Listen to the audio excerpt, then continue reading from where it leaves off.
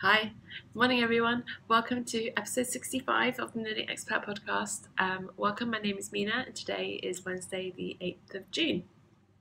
Hi, can't believe we're at 65 episodes already. It doesn't feel like that long ago that I started this. And anyway, so welcome to all new and returning viewers. Thank you so much for coming back. If you are returning, I really appreciate it. And if you're new, checking me out for the first time, thank you so much. I know there are so many wonderful podcasts out there, so I really appreciate you taking the time to check me out.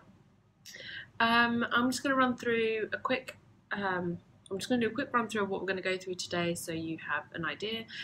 First up, I've got some coupon codes for you guys, then I'm going to cover some podcasts, then we're going to get into the knitting stuff, then acquisitions, knit-alongs and giveaway news, and then moving on to other non-knitting things such as questions and answers. I have a question for you guys this week. Section on Bahrain and Middle East life, which you guys all seem to really be enjoying, so that's really good to hear. And finishing up with a weekend review. So first things first, I actually have some tea today, but it's iced tea. There's no ice in it, but it's cold out of the fridge. I don't usually drink things on the podcast. I don't normally talk about what I'm drinking, but I thought I'd mention this one. This is an iced tea by the English Tea Shop. And I think it's some sort of super berry boost iced tea. And this was sent to me by Nessa last year, actually. We did a swap last year. She sent me some iced tea, and I'd never got around to trying it last summer. And now that the weather's heating up and I'm trying to drink more water and generally drink healthier things rather than sodas and stuff like that. So I thought iced tea might be a good one, especially going for a caffeine-free option because I'm trying to reduce the amount of caffeine I'm drinking. So I thought I'd give this a try, and I tried it a couple of days ago, and I quite liked it. But it's one of those teas that it smells really fruity, and especially when you're brewing it with the hot water, it literally smells like, you know, when you get those jellies in the packets and you got to melt them with hot water to then set them as like jelly. And that's what it smells like. It smells like those jellies when they're being melted by hot water. It smells really good, but then it doesn't taste that much of the fruit when it's cold. And then I tried adding some honey to it, thinking that the honey might help sweeten it up a little bit. But this is the honey version, and sort of get a bit of a fruity tinge to it, but there's not that much flavour. And I'm wondering if I'm doing something wrong with making my iced tea. I followed the instructions, which was to like per tea bag is like half a litre of hot water, and then after it's brewed, add another half a litre of cold or warm room temperature water, and then cool it down in the fridge. That's what I've done. But it seems to be that the flavour's not sticking around. I don't know. So if you guys have any tips on how to make iced tea to retain the flavour of the tea, and here comes Hugo, please do let me know. I would be very interested in hearing about it. Needles are in the shop there. So this is Hugo. He's one of our two cats. The other cat, Derek, is a lot less podcast friendly, shall we say. He's not a big fan of being in front of the camera or being held or sitting on my lap or anything. Hugo, on the other hand, hears me talking to myself and realizes it's time to sit on the lap. So that's what he comes and does.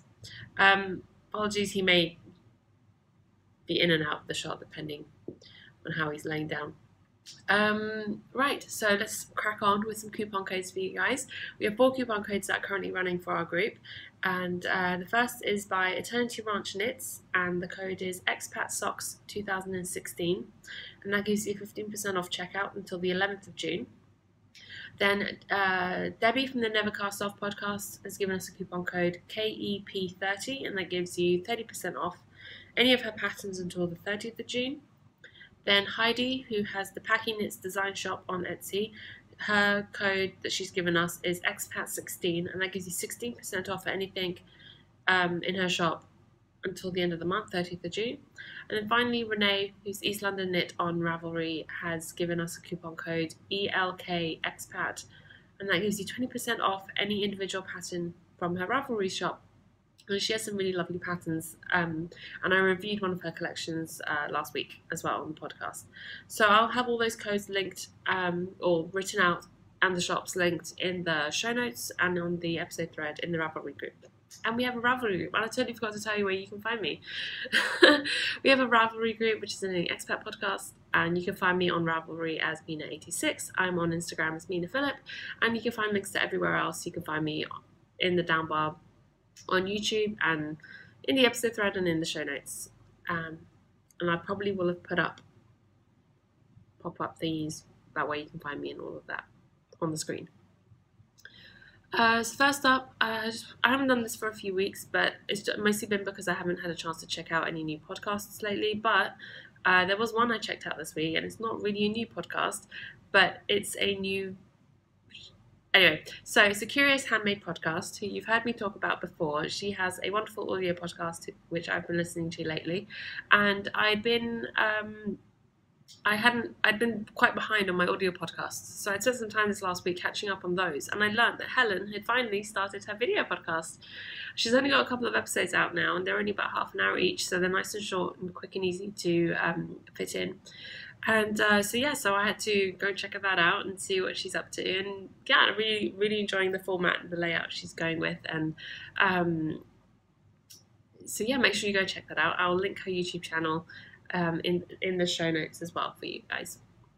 And so that's just Curious Handmade on YouTube. Hey, no biting, nibbling. Right, so a bird has literally just landed on the window outside. Hey, no, he's not interested. Right, so let's move on to the knitting, and I have no finished objects this week, which is a little bit surprising. I think this is only the second time this has ever happened in my podcasting history where I haven't had a finished object to show you guys, but there is a very good reason for that, because there was a new project that I started which I hadn't intended on starting, but I did, and that kind of took over a lot of my knitting time this last week. And it's if I hadn't knit on that, I probably would have finished 2 pairs of socks this week. So anyway, this is why I don't ever have too many projects on the go at once, because, what are you doing? No, that is my bowl of fruit, not your bowl of fruit. You don't even like fruit. What are you doing? Okay, this is the Hugo show now, which I'm sure you guys don't mind, because every time he's on the camera, you guys seem to love it. So, okay, he's gone off to the other side for now. So, the first project I'll talk about, I've got a couple of project bags open here, so we'll just start with those. In my Fawn on the Fox mustache bag, I have a pair of socks, and this is the Socks That Rock Blue Moon Fibre Art Socks That Rock lightweight 100% superwash merino in the Crazy Lace Agate colourway. And these are quite heavy skeins, 146 grams. Mine was actually over 150 grams, but so it's a really high twist, really densely plied yarn. And even though it's 100% superwash merino, I've had this yarn is great for socks. So the socks that I'm knitting, and I explained to you guys last week, I believe, are my cobblestone socks. I'm really loving how these are turning out. Hugo's on his way back, so he may pop into the camera at any moment. Hugo, ready? Okay. Hopefully he doesn't knock the camera over. So yeah, really enjoying how this pattern is knitting up on these. I do feel like I probably could have gone up a needle size. I'm knitting these on my 2.25s high sharps. I probably could have gone up to 2.5 and done fewer stitches, but I'm happy with how it's turning out. It's nice, sort of dense and squishy fabric. These are going to be really fun to wear when they're done. You can see I've just finished turning the heels, and German Shore heel that comes with the pattern, and yeah, just got the foot and the toes to go, and then those will be done. And these are part of the Beyond Vanilla Socks knit along that we've got going on in the group at the moment. I'm trying to figure out where to put these now. Go back there. The second pair of socks that I'm working on is in one of my project bags, and this is out of Swatch This Fibre Arts. This is on Deanna's Madeline Fingering High Twist. That's 80% superwash BFL, 20% nylon, and the colourway is Crenshaw. It's 400 yards and 100 grams. It's this beautiful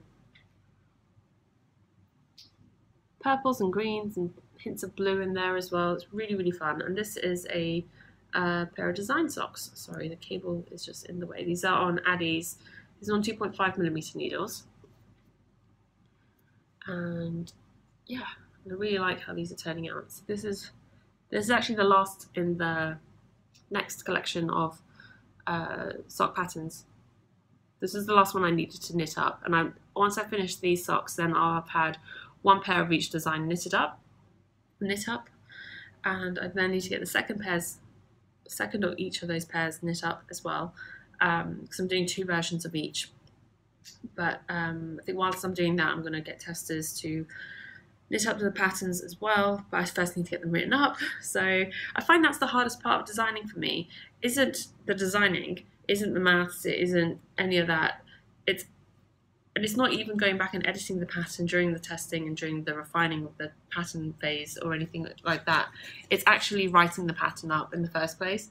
If I could just like take the scribbles, my scribbled notes and send them out there, then that'd be great. But no, I've got to write them up and make them legible, make them understandable, and all of that. That I find it's not even hard, it's just time consuming, and because it involves not knitting, it's like it's not the thing I want to do the most. But I need to crack on with that and then get that out. I just want to put it out there. I've had people get in touch with me offering to test knit for me and things like that, and I really appreciate it. I really, really do. I already have a pool of people that I go to for testing, and if I'm ever in a situation where I need more testers, I will ask, either on the podcast or on Instagram or in the Ravelry group. So whilst I appreciate it, I really feel bad when I have to reply to people's messages and to say no to them. So I'd really appreciate it if you just held off on the offers for test knitting until I actually ask for testers, because then I feel really bad having to say no to people. So and I really don't like having to turn people down for stuff like that. But if I ever do need testers, I will announce it and I will ask people to test knit for me. Yeah, put that out there. Hope that doesn't come across too harsh or anything. But anyway, moving on to the next work in progress, and this is just a pair of plain vanilla socks, my standard 2 at a time method, for which there is a free pattern on Ravelry for. And this is out of the Yarn Tree yarn. It's 75 superwash, 25 nylon, and it's in the Vincent and the Doctor colourway. So as you can tell, this is a Doctor Who inspired yarn with the matching project bag that I made. So yeah, I'm really liking how this is knitting up. There's some interesting pulley, flashy things going on, which I'm totally fine with. Does not bother me. I was knitting these at the cinema last weekend, and I had quite a bit of drama with these socks actually. And these are on 2.25mm zings. And I'm ready to put the heel in now. I just haven't had a chance to put the heel in on this pair. But I had quite a bit of drama on these socks at the cinema last week. And so yeah, so I was knitting away on these in the dark, as I usually do. And I must have been about here-ish on them. And I got to a point, knitting away, turning around, pulling the needle out.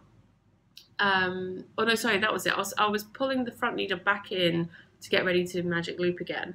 I pulled on the wrong side of the cord. I ended up pulling the back needle out of like half the stitches on one sock in the cinema, in the dark, and I'm just sat there going, oh crap. So I turned the work around again, really calmly. In the cinema, we're watching X-Men Apocalypse. And it was during a scene where everything was very dark as well, so it didn't really help. And I sat there holding it up, trying to see it against the silhouette of the screen, and then I'm trying to pick up the stitches, and then I've noticed a couple of stitches have dropped a couple of rows, or dropped one row. I'm picking up every loop I can see. I just pick it up, doesn't matter whether there's a drop stitch or not, just pick up the loops and I'll fix it afterwards. And I thought that would be it. So I picked up about 5 or 6 stitches, and I thought that was everything. And I picked them up and I fixed them, and I picked up all the drop stitches. Somehow managed to fix all the drops. There weren't that many. And I got them on, and I was like, okay, I think I've done it. And then as I was turning the sock around, I realised there was about another 10 stitches that had fallen off the needle that I hadn't even noticed. So I'd obviously dropped half the row when I thought I'd only dropped a few. So I was like, okay, picking those up as well. And I got my phone out, and I had the brightness turned right down on my phone, so it wasn't giving off too much light, but just enough that I could see what I was doing, just for a second, just so see where everything was.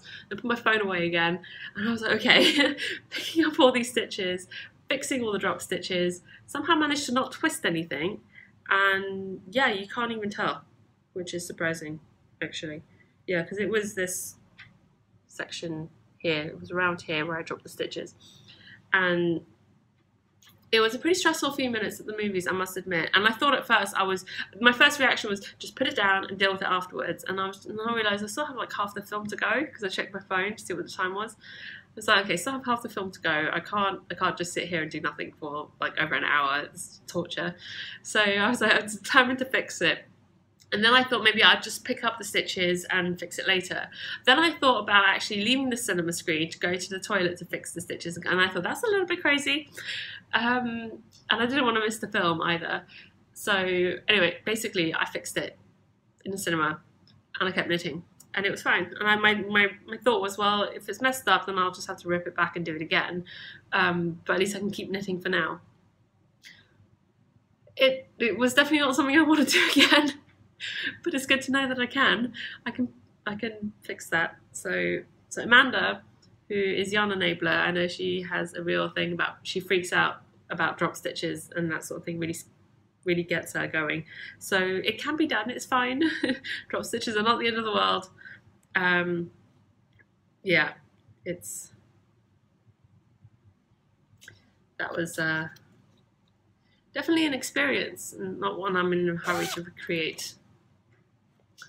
And then I think so those are the 3 sock projects I have going at the moment. Sorry, my voice is a little hoarse this morning.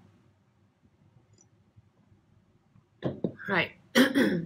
So those are the 3 sock projects I have going at the moment. Then the next project is my lace weight sweater that I'm working on. Well, this bag feels like it is way too big for what's inside it. Because the project is actually really quite tiny. And I've actually made quite a bit of progress, to the point, actually I'm quite happy with my progress. I didn't think I'd make it this far. So for those of you who don't know, this is the soubrette cardigan. I think I'm pronouncing it okay. It's the soubrette by Mary Annarella on Ravelry. It's a lace bit cardigan. I really like the silhouette of it and the way it sort of flows around the hips, the waist area. I'll probably make the sleeves a couple of inches longer, because I find sleeves that end just at my elbows are not that flattering. So I'll probably go for 3/4 length on the sleeves. And to show you where I am at, because she has some really good photos in the back showing where you are. Where is it? Okay, so I am probably... Well, I'm past this point of the sweater. I'll show you now, but you'll get this idea. So you can see this is where the sleeve caps are. This is the back, and then these are the fronts. So what you do is you start in this middle section and you knit, or it's almost like a saddle shoulder, kind of, but not quite. So this is where I'm at. Can't really see much, but this is the back of the neck. So this is the bit that comes out, and it's over the shoulders, and then it becomes the front panel. And then you've got over here, this is one sleeve cap. Which side round does it go? Yeah, so this would be this sleeve cap. I'm not really showing you correctly. My cable is quite short. And then you've got the back stitches, which are crumpled up here. You've got the next sleeve cap. You can sort of see that there. And then the front here. So I am literally, the next row is splitting for the sleeves, which I probably should have done before filming, because then you'd have been able to see the structure of this a little bit better. So the way it works now, and it's really interesting how the construction of this works. You knit the body all together for a little bit, and then you knit the front sides, the side bits. And just see if I can show a picture. Yeah. So then you actually knit the side panels separately. Then you pick up stitches. And you pick up stitches along these side sections, and you knit the back all together, and that's what gives you that sort of ripply, flowy, foldy back section, which is really interesting. And it's a very different construction to anything I've done before. So you see, get that sort of shape. which I really quite liked. I'm looking forward to getting to that section. So my hope is by next week to have, well, I'll have definitely split for the sleeves rather, and hopefully we'll have knit through the body section, about 4 inches of the body, and hopefully one of the front side pieces. I think that should be manageable for next week. I'd love it if I could get through both front side pieces, but I'm not sure I'll be able to do that, considering everything else I have on the needles as well. So we will see how this goes. I'm trying not to put too much pressure on myself to get this done in a month, because I'm pretty sure a lace weight sweater is going to take me a little bit longer than a month to do. But we will see. I'll see how far I can get. I would really love to have this done before I go back to London in July, because I'd love to wear it for my sister-in-law's wedding. It also depends what I end up wearing at her wedding, because I haven't fully decided what my outfit's going to be. Speaking of my sister-in-law's wedding, next up I have the shawl that I am designing, which is also going to be her wedding shawl. She asked me to knit a shawl for her, and I was more than happy to just knit a shawl that someone else had designed. But I sent her a few pictures of different patterns that I thought would be suitable based on what we had discussed that she had wanted, and nothing was exactly what she was looking for. But she sort of explained that she liked this element of this shawl and that element of that shawl and stuff like that. And I said, okay, well, leave it with me and I will come up with something that suits those parameters. So the yarn that I'm knitting it out of is the Wool Barnes yarn. And this is her Silky Singles, 70% superwash merino, 30% silk. And this is in the pink pearl colourway.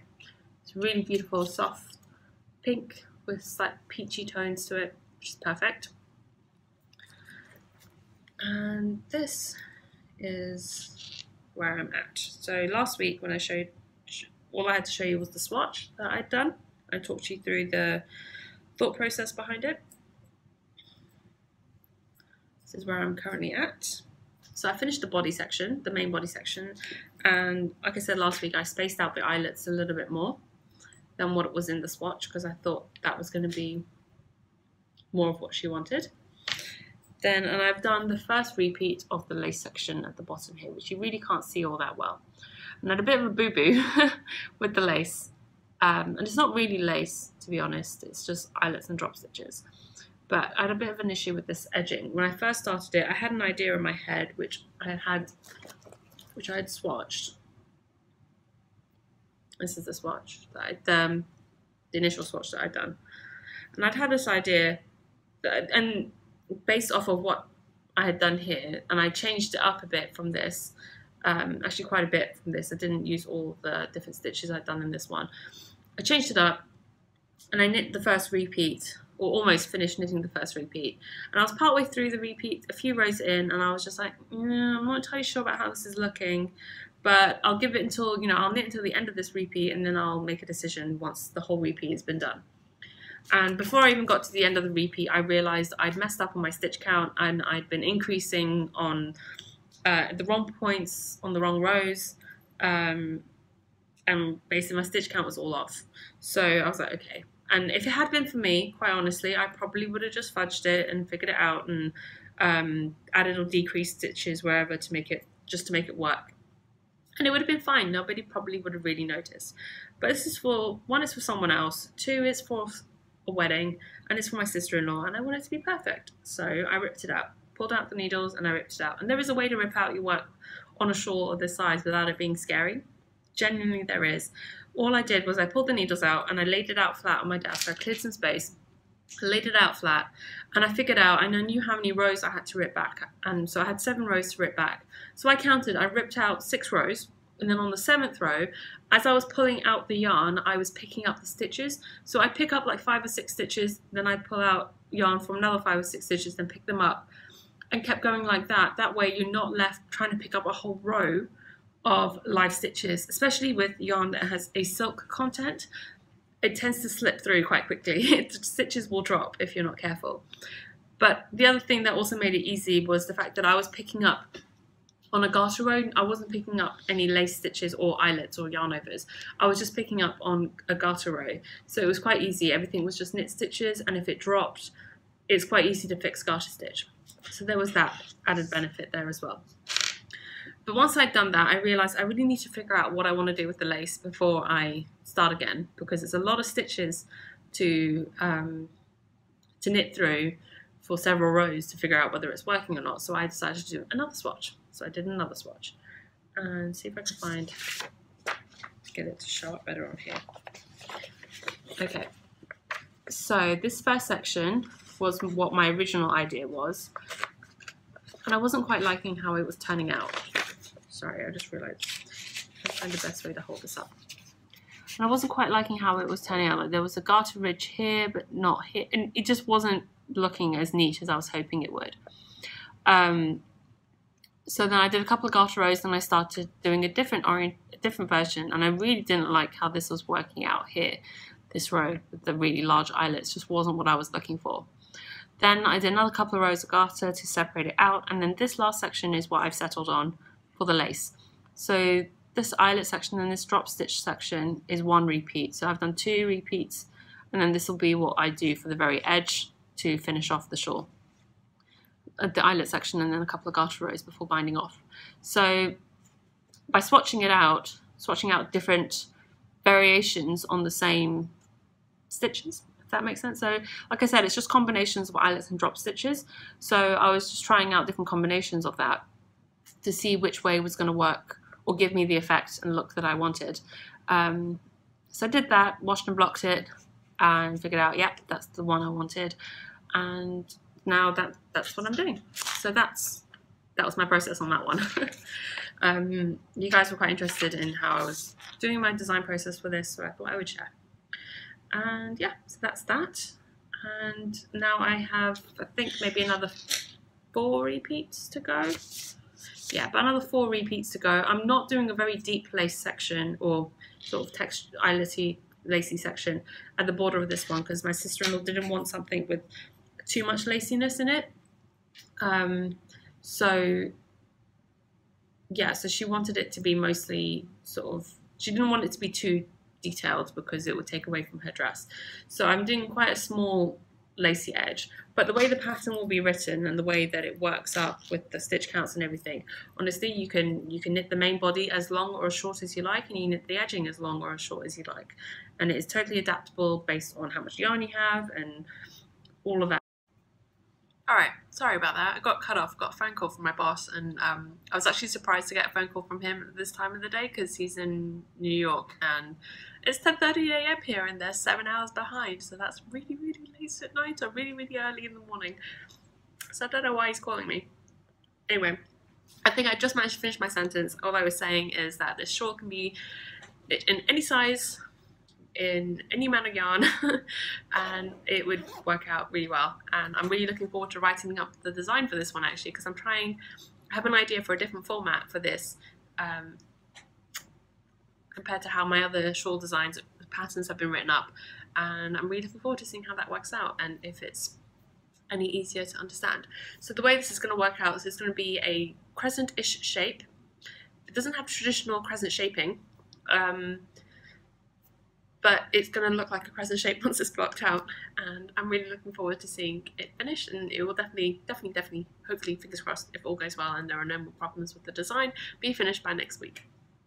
And the final work in progress, which was one that I hadn't been anticipating working on yet, but one that I'd had an idea for a while now, and then I just got to a point where I was like, why am I not working on it? Why do I not want to start it now? Because this is going to be amazing, and I really, really like the idea of it. So this has been inspired by the pinwheel cushions that I knit last month. I thought this would be a really fun pattern to use for a sock scrap blanket, and so I've made a few modifications to the original pattern, and I'm probably going to I will write up a pattern for this one. But basically you're knitting in blocks. So each of these blocks are knit individually and then you seam them together. And I've it's not new, it's not something I've invented, but I am utilizing a method of seaming that does not involve a tapestry needle. I mean, you'll still need a tapestry needle to weave in your ends, but the seaming will not involve mattress stitching, which I know some people do and some people don't like. You can obviously mattress stitch if you would like, but the method, and I tried 2 different methods. This one gives quite a visible seam on the right side of the work, which isn't ugly. And I'm just using this sort of drops Farball in this grey colour to seam because it's a neutral, and I have another ball of this, and it'll be enough for now to do the seaming. And frankly, if I run out, it's pretty cheap. It's very cheap yarn, so it's a good sort of 75-25 wool nylon blend, so it's nice and strong for seaming. So the first one, I did a method where I picked up stitches along the edges of both squares, and then I did a 3-needle bind off on the wrong side of the work to seam them together that way. I thought that's one way to seam. I see that being used a lot in sweater designs and stuff, seaming at the shoulders and things. And that works out fine, but it does give quite a visible seam on the right side of the work, which, like I said, not ugly, but it may or may not be what you want. The other one that I tried, which gives a more invisible seam, I mean, it's still visible if you stretch it out, you can still see it there, but it's not as visible at all from the right side. And that is just crocheting them together using a crochet hook, and a slip stitch, sort of crochet chain slip stitch, the 2 squares together on the wrong side, and that gives quite a nice seam as well. And the way the seaming works is all the edges on the squares have a selvage edge, so it's really nice and easy to pick up stitches or to seam into these edge stitches. Now, how clearly you can see that there. And yeah, so I'm really, really excited about how this has turned out. So most of this square, so I'll tell you the yarns that I know what is what. So this green and pink square is from Knitter's Nightmare. Then most of the rest of this square are scraps that I got in a package that I showed you last week, I think it was, or the week before. No, it was last week I showed you. Came with some scraps in it, and most of that is in here. This one is a hand spun that a lovely viewer sent me a while back. Then the the triangles in this square are mostly scraps from, I can't remember, these 2 are minis that I got from the Curious Handmade Country House Retreat, and this, and this one are the little opal mini nuggets that Amber, who's Yarn Hoarder on Instagram, she sent me earlier this year, and I can't remember where this one was from. I think that might have been one of the minis that she sent me as well. And this square, you may recognise the yarns in this square. This square has yarns from all of the socks that I knit for my Beyond Vanilla Socks Part 1. So I knit 8 pairs of socks, 2 versions of each pattern, and so I thought I'd put the minis into a square in this block. So I really like how that turned out. You may or may not be able to tell, but this block is a lot smaller than these 2 blocks, and that's because these 2 blocks were blocked.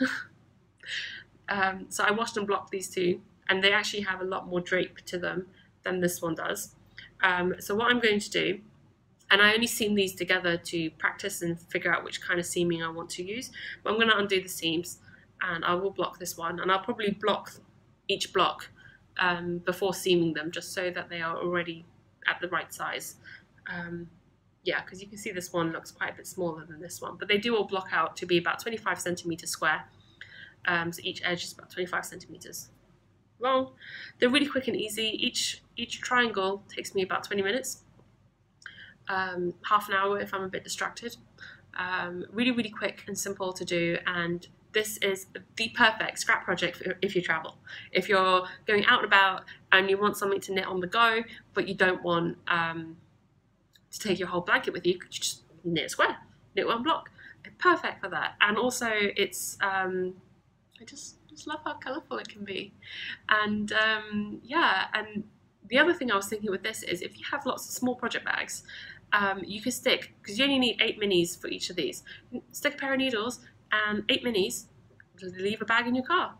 If you're out and about, you get stranded somewhere, something happens and you're stuck for a while, you have something to knit on, and it doesn't have to be anything big, it doesn't have to be a current project, it can just be a square, a block for this blanket. And you can just leave that in your car or leave one in your handbag. It doesn't have to take up too much space. Really, really fun, easy thing to knit. And once you've knit a couple of blocks or a couple of triangles even, or if you've knit a block, then the pattern is so easy to memorize. It is really quite simple and very intuitive. Once you've done it a couple of times, you'll know exactly what you're doing, and I'm really excited to get this pattern out there. So yeah, I'm hoping to get this written up and released before I go back to London. I may or may not have a tutorial for it, if I do decide to do a tutorial for it, because I think everything that I'm including in this, in terms of techniques, there already exists videos for how to do it. So I will just link the videos that are already out there on YouTube for it. But I may decide at a later date to do a tutorial on how to knit this blanket specifically for this design, in which case I'll then update the pattern later. But for now, I just don't foresee having that much time to be able to do a proper full tutorial for this. The only other thing to show you is these blocks do end up with a very tiny hole in the middle here. So I can't even fit a finger through it. I can't even fit my pinky through it. It's really quite small, and it's really not even that noticeable if you don't seam it up. But the way the pattern is written, the tail end of the first triangle that you start with is in the middle. So you can always use this end of and I specifically didn't seam this in to show you. You can use this to close it up, kind of like the top of the hat. You just pick up a few stitches around, cinch it tight, and it's done. And that's what I've done on the other two blocks. And you know, there's nothing there. You can't see any holes. It's not a big deal. You don't have to close it if you don't want to. It's, like I said, when it's like that, you can't really see it at all. You have to really go in there looking for it to find the hole. And that's one thing that I did differently to the cushions, is the way the cushions were knit and the way it was done in the round. Like, that hole was really obvious, whereas this way it's not that obvious. So yeah, I figured this blanket, and I looked on Ravelry as well. There wasn't another blanket like it. There were a few that did the two color in a square, but you knit each square individually and then you had to seam them together. So each of these tiny squares had to be seamed together. This way, you essentially have a pinwheel, or 4 squares. So you're seaming larger blocks, so you don't have to seam as much. And by seaming with a crochet hook, if you want to go with that method and you don't want to do mattress stitching, it's a lot quicker and less fiddly than mattress stitching. But you can also obviously do the mattress stitching if you would prefer. And I'm really, really excited about this one. I'm really liking how it's turning out, and I can't wait to knit more blocks on it. And this has taken up quite a lot of my free knitting time, I should say. It doesn't take up that much time to knit each block, honestly, and it's actually really satisfying because once you've done a couple of blocks, it folds quite nicely. So it's already a blanket.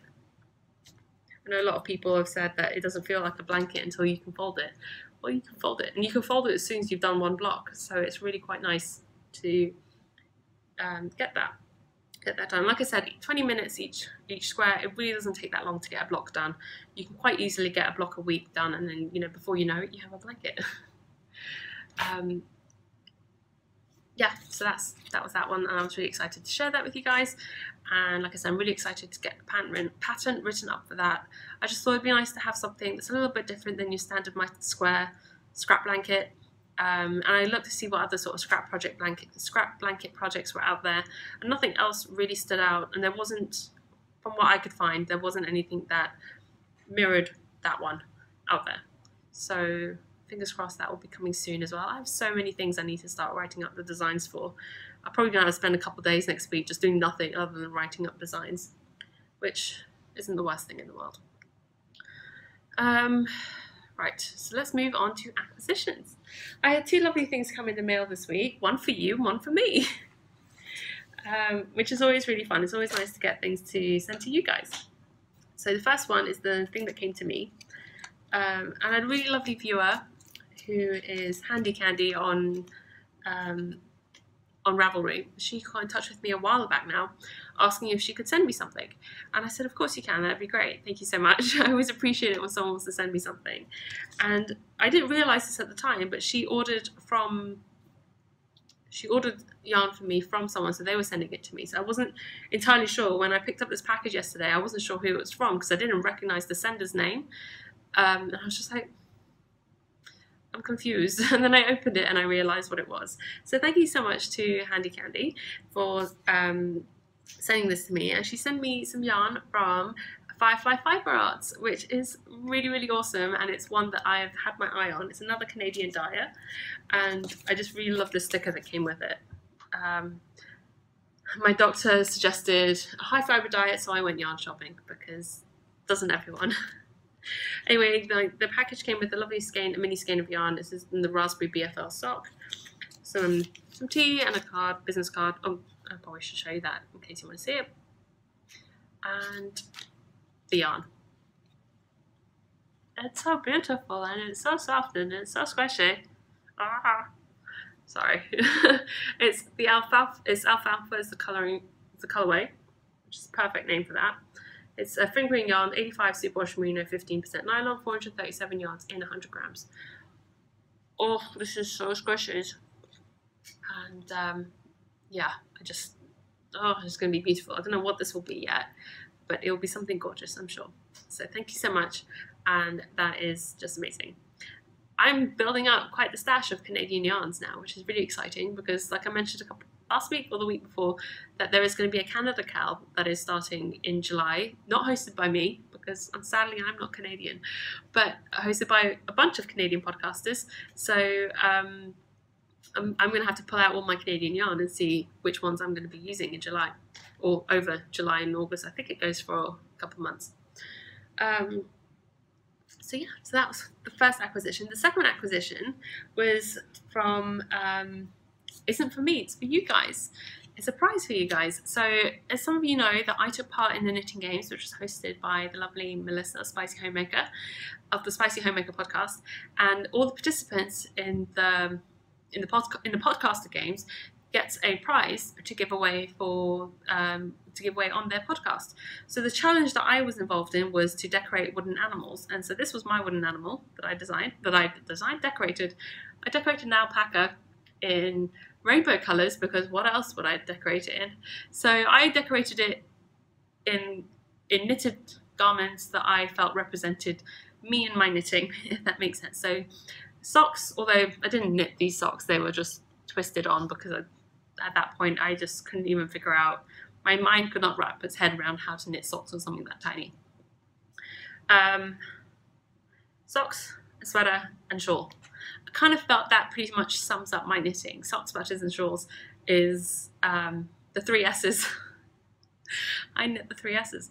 I do knit hats as well, and mittens and things occasionally, but predominantly my knitting is socks, sweaters, and shawls. So I thought this was a pretty good representation of me, with all the colours, rainbow colours, and the things that I mostly knit. So this was my entry. I didn't win, unfortunately, but as a participant I did get a skein of yarn from Cat's Kettle. So this is her lovely card. Her cards are beautiful, really nice sort of thick materials there. And so that's Katrina Pierce, and she has the podcast, the Yarn 30 podcast, which has just reached her 1-year anniversary, so congratulations, Katrina.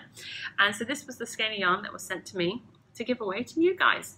And so this is on her matte sock base, full ply fingering, 75 superwash merino, 25% nylon, 438 yards and 100 grams, and it's in the Bohemian Rhapsody colorway. Really beautiful. I really love this yellow. This is like my favorite color, yellow. It's basically the same shade of yellow as in my in the jumper that I was wearing last week, my Mark Lee sweater. Really, really beautiful colours, and I love the speckles here. Look at that. Look at those colours. It is beautiful, and I'm, yeah, looking forward to giving this one away. And speaking about giveaways, this nicely segues into the next segment, which is cows and giveaways. So this is going to be a giveaway on the podcast, just because. It's a just because giveaway, no special reason at all, just because this is for you guys and I want to give it away. So, and the way we can give it away is up to us how we do it. So I just want to do a just because giveaway. So the prompt for this giveaway is going to be, just tell me what you want to knit with this yarn. Well, if you won this yarn, what would you knit with it? And if you can, be specific about what pattern you would use as well, because I always like to hear what pattern ideas there are. Here are different pattern ideas. What sort of, if socks, what pair of socks would you like to knit? If something else, would you, and it doesn't have to be just this skein on its own. You can say that you would match this skein with another skein of yarn or a different colour to knit a 2-colour shawl maybe, or match it with something else. Maybe use this as a pop color on a yoke for a sweater. Whatever you want to do, just tell me what you want to do with this yarn in the thread, which I will post in the group, and that will run until the 20th of June. Yes, until 20th of June, and then I will draw for a winner on the next episode. So that is the giveaway, just because. And then we also have the sweater knit along going on, and that is basically if you're knitting a garment or any kind of clothing this year, please enter that cal. It's a lot of fun, there's a lot of chatter, and there's a lot of experienced garment knitters in there ready and willing to give advice if you get stuck with anything. And I will be drawing for another 3-monthly prize segment at the end of June. Then we also have the Budding Bluebells knit along going on, which is amazing, and I'm really enjoying seeing everyone's shawls coming along and all the finished objects that are popping up, and seeing people's progress on Instagram and everything. It's really, really fun to see that, and thank you so much to everyone who's taking part. I know Nicole has finally gotten back to podcasting recently after her move. I can imagine things are a little bit hectic for her at the moment, but getting settled into a new house and everything. So yeah, and I've been on the threads answering people's questions. If you've been having trouble with the pattern or anything, I always pop in on the chatter thread to answer the questions.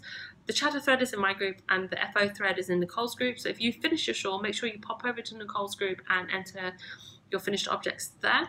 All the rules and everything are in the chatter thread, and yeah, and that will be running until the end of June. And then we also have the Beyond Vanilla Socks knit along going on at the moment, and that will be running until, I forgot to write the date down, but it's running until towards the end of June. I don't think it runs quite until the end of the month. Let me just double check that date there for you guys, because I've forgotten off the top of my head. For some reason I have 27th of June in my head, but I may or may not be wrong. So let me just have a quick look. Sorry about this. Should have been better prepared. Typical. Yes, 27th of June. I was right. So it's running until the 27th of June. And yeah, so make sure you pop on over to the group and enter your finished objects. And yeah, there's some really beautiful socks popping up in the threads, and I've been really enjoying seeing people who entered pictures in the tags on using the tag BVCal1 on Instagram. And yeah, really, really beautiful socks. And yeah, I think that covers it for knit-alongs and giveaway news and stuff like that. And I'm just going to take another quick break to rearrange stuff a little bit, and then I'll be back with you. Alright, so back now for Q&A. And first up we have, I say first up, is the only question that we have this week, is from Alberta Bourne, and that's, I think that's pronounced Sheilin. Sorry if I got that wrong. She says, "Hey Mina, I have recently started knitting and looking at sweater patterns, and I was wondering if you could shed some light on the term inset sleeve. My adult sweater is a featherweight, but I would like to pull over for my next sweater, and a few of the patterns have this." So an inset sleeve is just a type of sleeve construction. So sometimes if a sweater, this is my understanding, is that with an inset sleeve, it's one where the shoulders sit at the shoulder like this. So this would be your shoulder seam, and then you knit the sleeves separately, and then you set it in with the seaming. So that's called setting in or easing in the sleeve, is where you knit the sleeve separately. Here comes Hugo again. And then you seam it in to the shoulder. Sometimes you can do a set-in sleeve built in where you pick up stitches and then you knit the sleeve down, but then there may be some short rows to shape the top of the sleeve to get it to sit correctly, which is also fine. It's nothing particularly scary if it's a look that you like. So the featherweight has raglan shaping, so that gives you increases going diagonally along this part of your body to create the sleeves. Yes. Otherwise, with an inset sleeve, I believe like I said, your shoulder seam is a straight line down here on the sides of your body, and then the sleeve comes out. And then if you have a drop sleeve, the shoulder, it's not really a shoulder, but the shoulder goes, it's like it covers this whole area, and then the seam for where you join the sleeve starts somewhere down your arm, so the shoulder is dropped, as it were. And that's the sort of style of sleeve on the Mark Lee sweater, which I was wearing last week. So that's that type of sleeve. At least that's my understanding. I may be incorrect. You can always just Google the term inset sleeve and see what pops up, and that gives you an idea on how that looks. And then the second part of your question was, how often do you wash hand knits, and what is washing? Is it just re-soaking and blocking, or is there more to it than that? Hope to hear from you soon. Okay, well, the only hand knits that I wash regularly or rewash regularly are socks, because they get worn on your feet and they get a little bit sweaty and smelly and they need to be washed. But to be honest, my socks never get really dirty.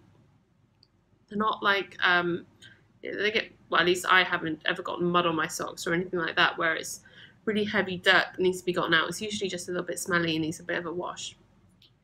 Yeah, he's resting his head on my hand. So I just re-soak them and then lay them out to dry.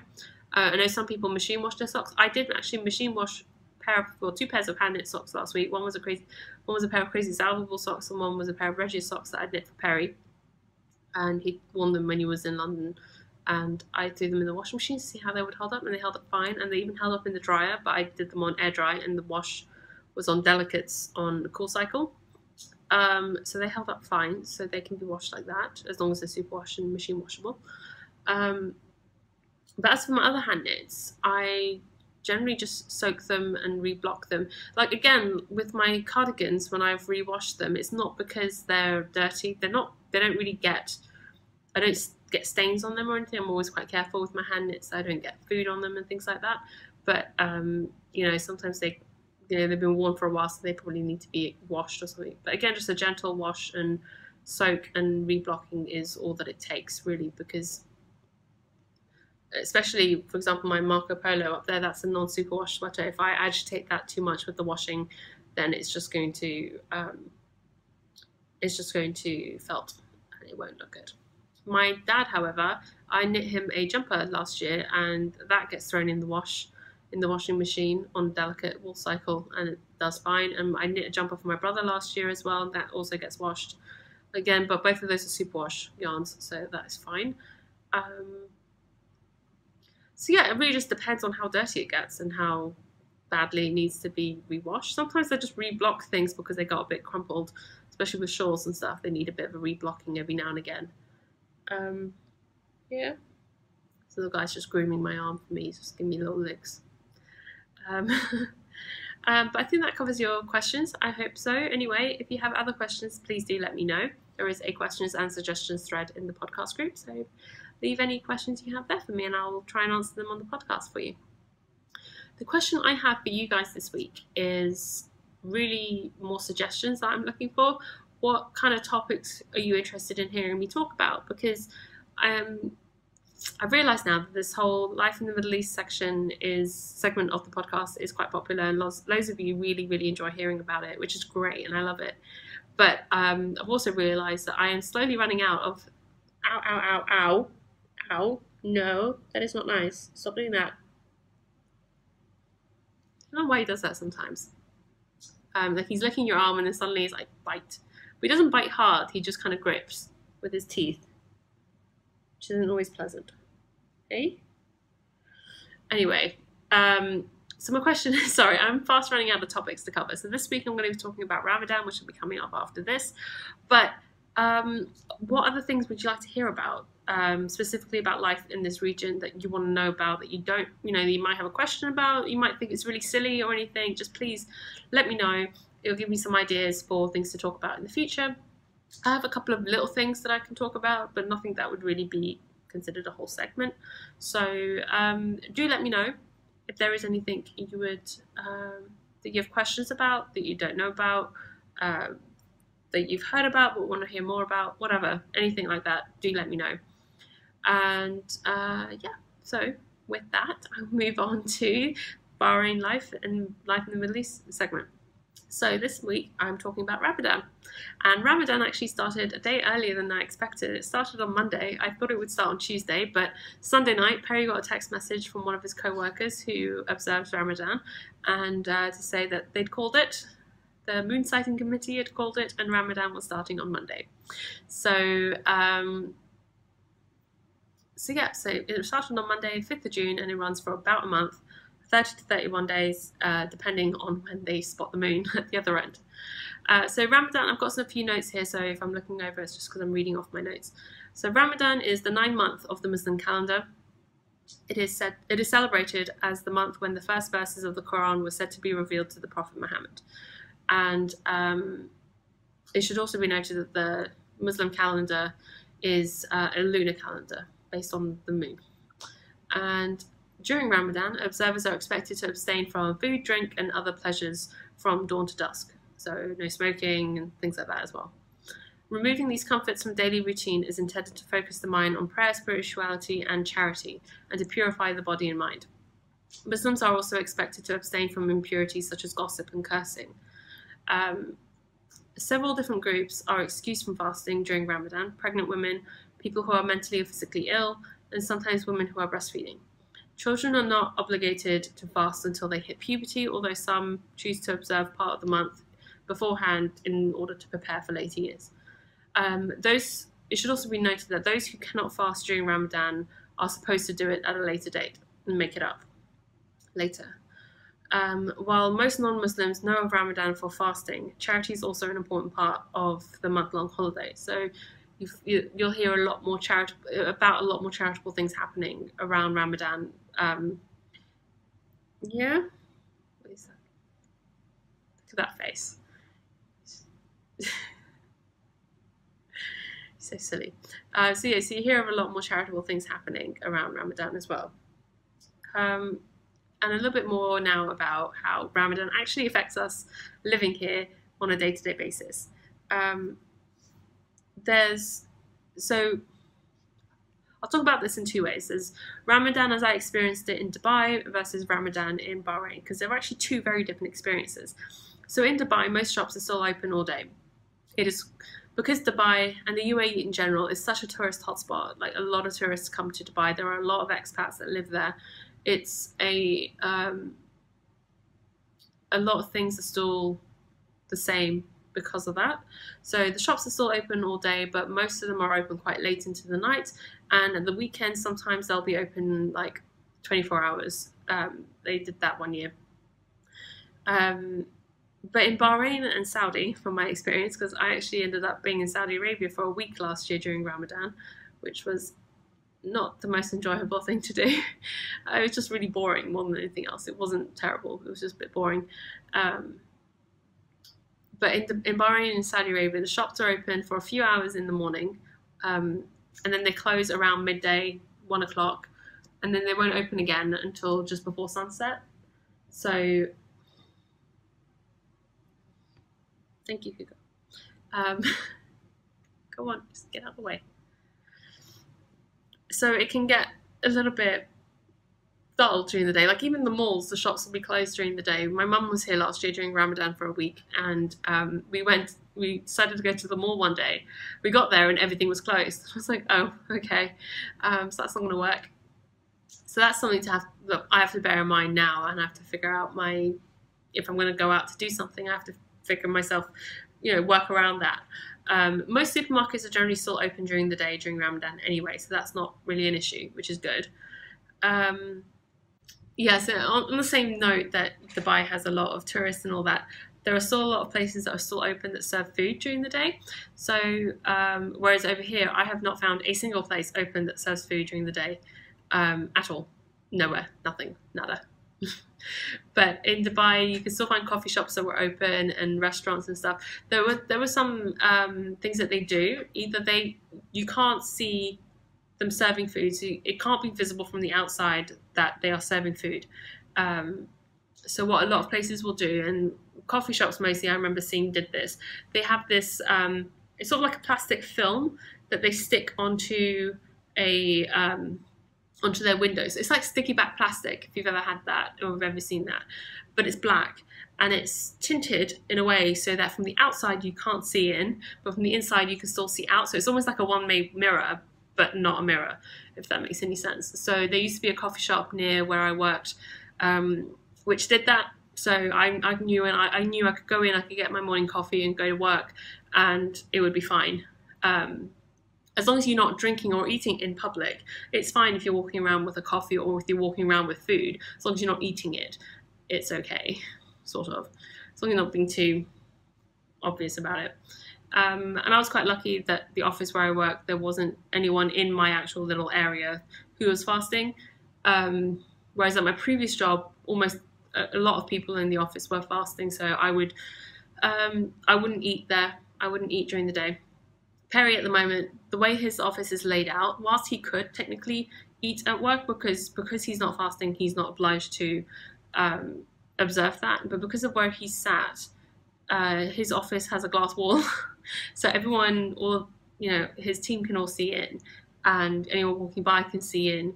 And he doesn't really have. There's nowhere with a door that closes. There's no like sort of canteen or anywhere where they can sit and in private to eat something. So he goes all day without food, unfortunately, poor guy. So he has something to eat before he leaves for work in the morning, and then he doesn't eat anything until he gets home.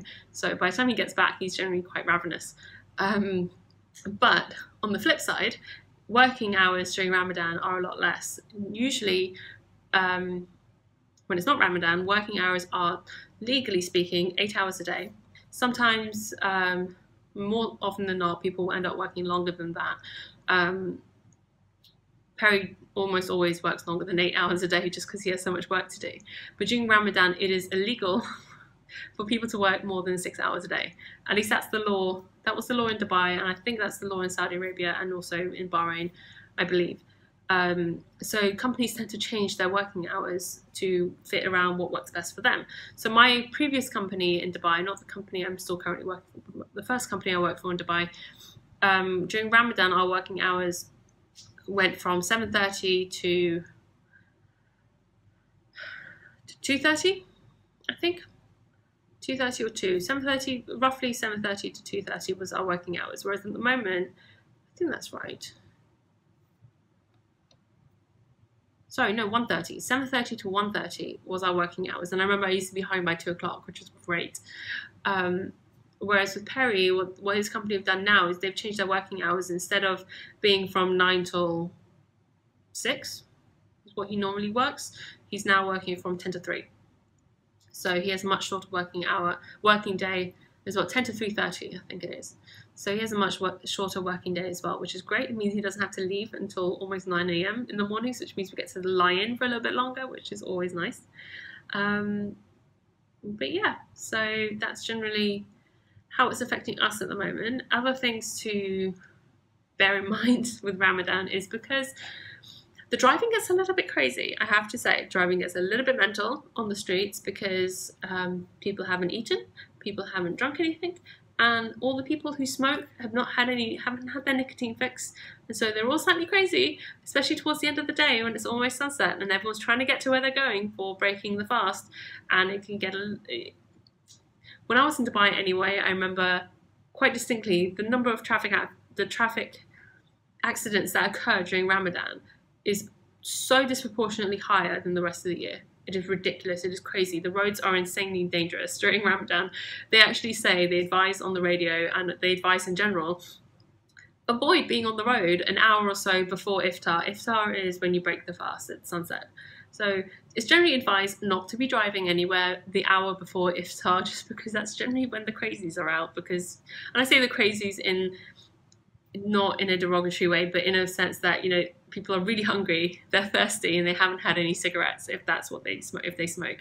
So if you've ever gone all day without food and water, you get quite antsy towards the end of it. I mean, it's not the end of the world. I have fasted before when I was younger. I think I was 12 or 13. I fasted for 1 year during Ramadan, and I did it mostly just to see if I could. It wasn't so much it wasn't driven by my belief in it, and I realized that towards the end that I wasn't doing this because I believed in what it stood for and I believed in the religion or believed in any of it.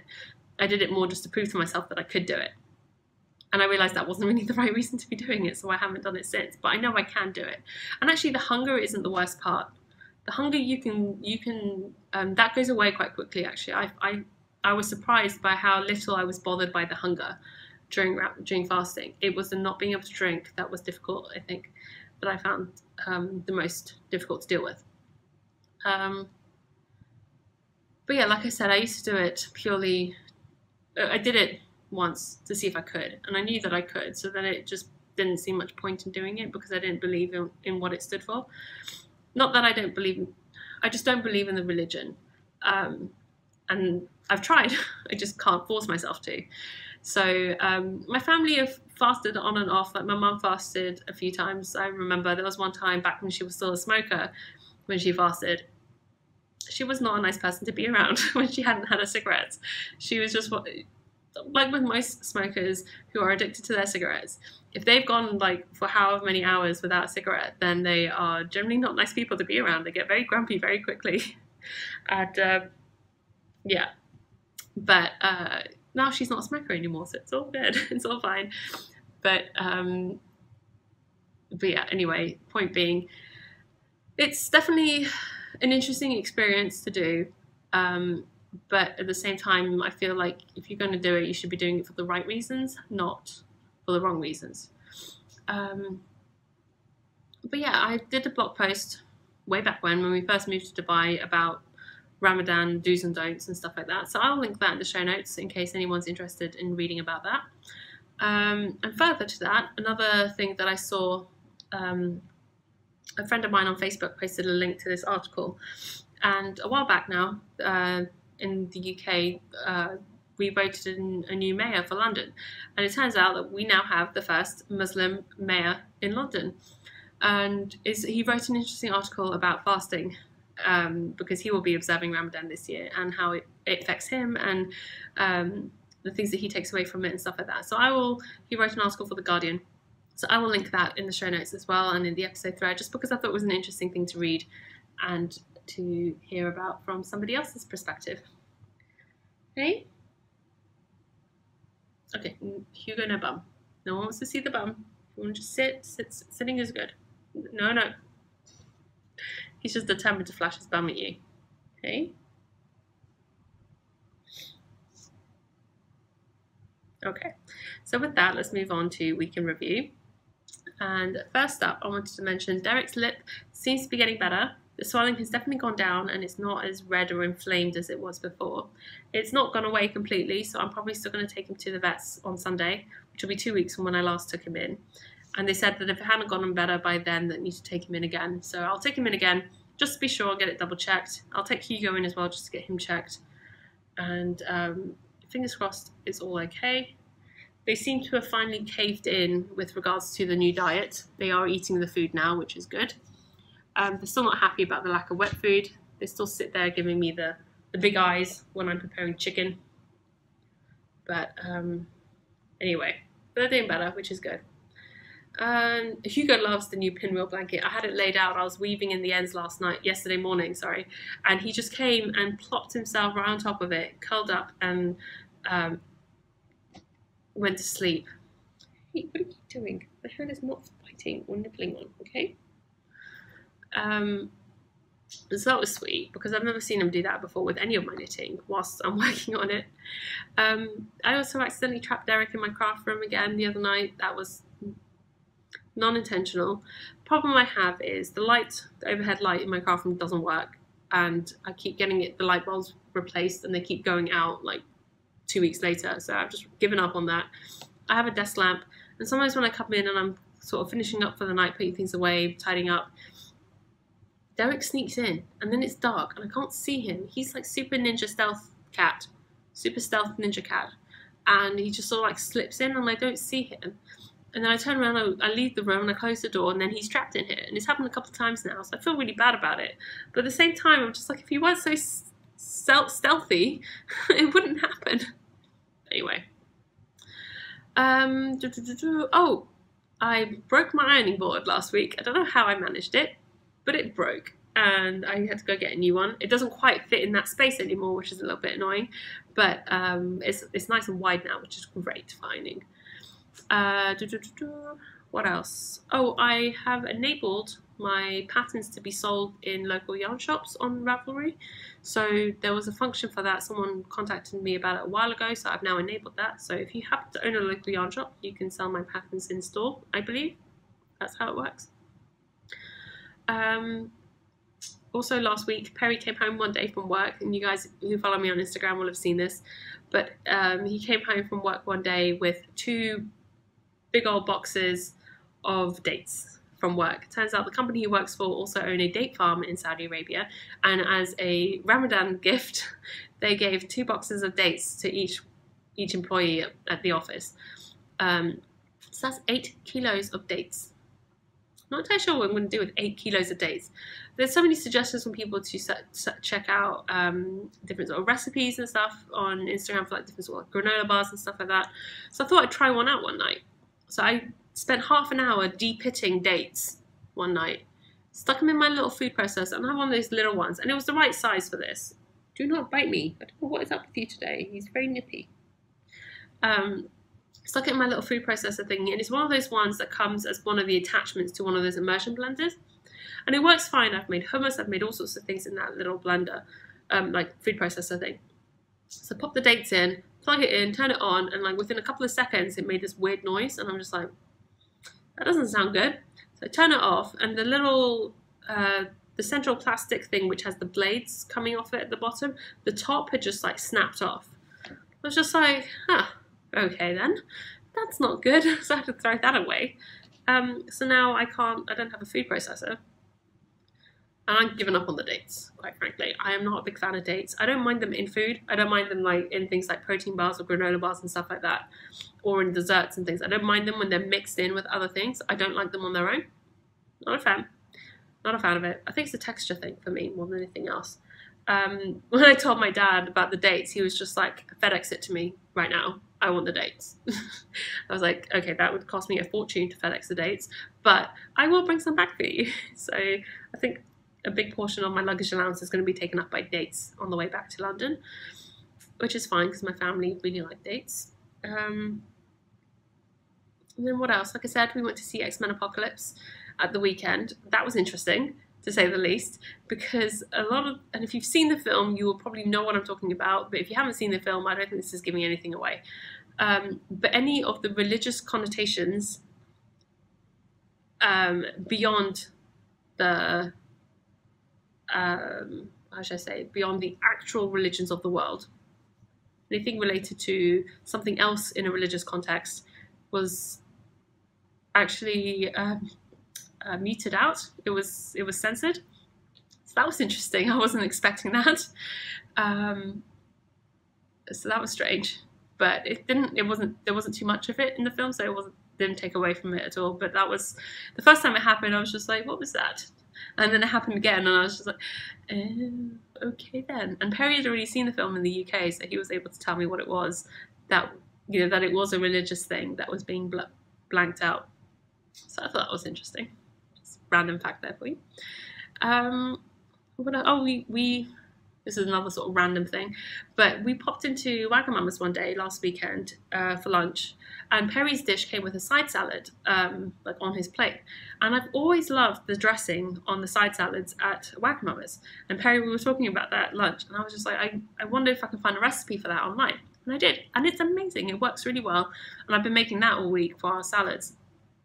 And I've been using less oil than the recipe calls for, but in general, the dressing is really nice. It's got like ginger and garlic, and so I'll try and link it in the show notes for anyone who might be interested. But it's really simple, really easy, and it's really, really nice.